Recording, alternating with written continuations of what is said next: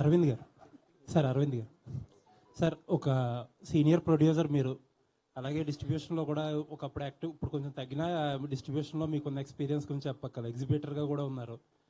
ఇండస్ట్రీలో ఏం జరుగుతుంది సార్? చాలామంది ఏదో ఇప్పుడు ఒక ప్యానిక్ ఆల్ ఆఫ్ సడన్ సినిమాలు ఆడట్లేదు, కొంచెం హ్యాపెనింగ్ హీరోస్ కూడా జనాల ఓపెనింగ్ రావట్లేదు, ఏం చేయాలి ఎలా చేయాలని చెప్పి చాలా తర్జన భర్జన పడుతున్నారు.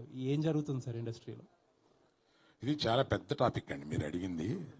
నేను మాట్లాడటం మొదలు పెడితే అది ఒక 20 నిమిషాలు మాట్లాడాల్సి వస్తుంది. ఇంకో సందర్భంగా మాట్లాడతాను. మీకు మట్టుకు మీరు అడిగిన దానికి చిన్న బ్రీఫ్గా చెప్తానండి.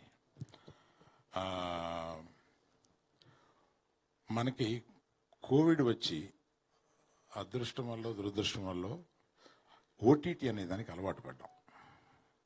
ఆ ఓటీటీ దానికి అలవాటు పడడం వల్ల వచ్చిన ఇబ్బందులు ఇవన్నీ. కాకపోతే మార్పుని ఎవరు ఆపలేరు. ఓటీటీ అనేది వచ్చిన ఒక మార్పు, ఆ మార్పును ఆపలేరు. ఆ మార్పుని మించి సినిమా థియేటర్కి రావడానికి సినిమా చాలా బాగుందిరా అని అంటే తప్ప సినిమా థియేటర్కి రావట్లేదు. కనుక చాలా బాగుంది అని అనిపించడం దర్శకులది, నిర్మాతలది వాళ్ళ బాధ్యత. జనం రావడానికి రెడీగానే ఉన్నారు. Thank you.